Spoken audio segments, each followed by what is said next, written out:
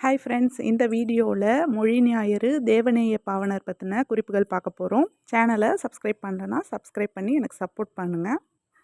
தேவநேய பாவனருடைய பெற்றோர் பார்த்திங்கன்னா ஞானமுத்து, பரிபூரணம். இவர் பிறந்த இடம் பார்த்திங்கன்னா சங்கரன் கோயில், புத்தூர் என்ற கிராமத்தில் பிறந்திருக்காரு.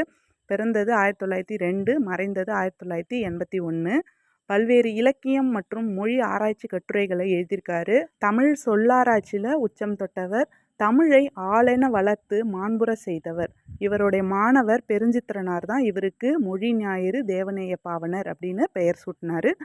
இவருடைய வேறு பெயர்கள்னு பார்க்கும்போது மொழி ஞாயிறு, தனித்தமிழ் ஊற்று, செந்தமிழ் ஞாயிறு, இலக்கிய பெட்டகம், இலக்கண செம்மல், தமிழ் மானம் காத்தவர், செந்தமிழ் செல்வர், தமிழ் பெருங்காவலர், தமிழர் நலம் காப்பதையே உயிர் மூச்சாக கொண்டவர்.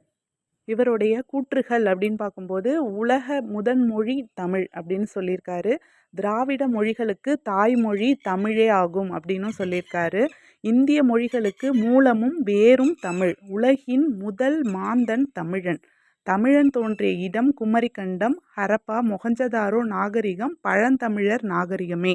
தமிழை வடமொழி வல்லாண்மையினின்றும் மீட்பதற்காகவே இறைவன் என்னை படைத்தான் அப்படின்னு சொல்லியிருக்காரு. கோயில்களில் தமிழில் வழிபாடு நடைபெற வேண்டும் என்றும் பிறப்பு இறப்பு தொடர்பான சடங்குகள் யாவும் தமிழில் நடைபெற வேண்டும் அப்படின்னு சொல்லியிருக்காரு. தமிழ் வளத்தால் பசியும் பட்டினியும் பஞ்சாய் பறந்து விடும் என்றார். உண்ட வீட்டுக்கு ஏதாவது செய்ய வேண்டும், உட்கார்ந்து கொண்டு உண்டு செல்வது நன்றாகாது. எனக்கு வறுமையும் உண்டு, மனைவி மக்களும் உண்டு, அவற்றோடு மானமும் உண்டு அப்படின்னு சொல்லியிருக்காரு. இவருடைய படைப்புகள்னு பார்க்கும்போது தமிழ் வரலாறு, முதல் தாய்மொழி, தமிழ்நாட்டு விளையாட்டுகள், தமிழர் திருமணம், வடமொழி வரலாறு, தமிழர் மதம், மண்ணிலே விண், பண்டை தமிழர் நாகரிகமும் பண்பாடும், உயர்தர கட்டுரை இலக்கணம், சொல் ஆராய்ச்சி கட்டுரைகள், திருக்குறள் மரபுரை போன்ற பல நூல்களை எழுதியிருக்காரு. அடுத்து பார்த்திங்கன்னா சொற்பிறப்பியல் அகரமுதலி திட்ட இயக்குனராக 1974 பணியமர்த்தப்பட்டு அரசினுடைய உதவியோடு சில தொகுதிகளை வெளிக்கொணர்ந்தார். 200க்கும் மேற்பட்ட ஆய்வு கட்டுரைகளை எழுதியிருக்காரு. அகரமுதலி திட்ட இயக்குனராக யார் இருந்தாங்க அப்படின்னு சொல்லி கூட கொஷின்ஸ் கேட்கலாம். உலக தமிழ் கழகம் 1968 இந்த அமைப்பை திருச்சியில் தோற்றுவித்தார். இந்த அமைப்போட முதலாவது விழா 1969 டிசம்பர் 28, 29 நாட்களில் நடந்திருக்கு. முதல் விழா பரம்புக்கொடியிலையும், இரண்டாவது விழா மதுரையிலையும் நடந்திருக்கு. இரண்டாவது விழா 1971 ஜனவரி 9 நடந்திருக்கு.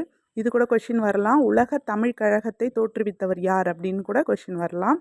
அடுத்தது இவருடைய மறைவு. மதுரையில் நடைபெற்ற 5வது உலக தமிழ் மாநாட்டில் பாவனார் 2வது நாளான 5/1/1981 அன்னைக்கு நடைபெற்ற கருத்தரங்கில் மாந்தன் தோற்றமும் தமிழ் மரபும் அப்படிங்கிற தலைப்பில் 75 நிமிடம் உரையாற்றியிருக்காரு.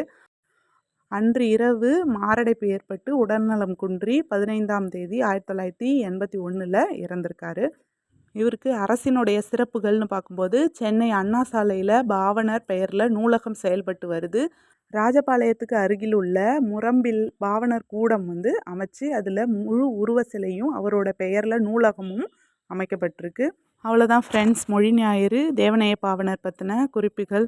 இந்த வீடியோ பிடிச்சிருந்ததுன்னா லைக் பண்ணுங்கள். உங்கள் ஃப்ரெண்ட்ஸ் ரிலேட்டிவ்ஸ்க்கும் மறக்காமல் ஷேர் பண்ணுங்கள். தேங்க்யூ.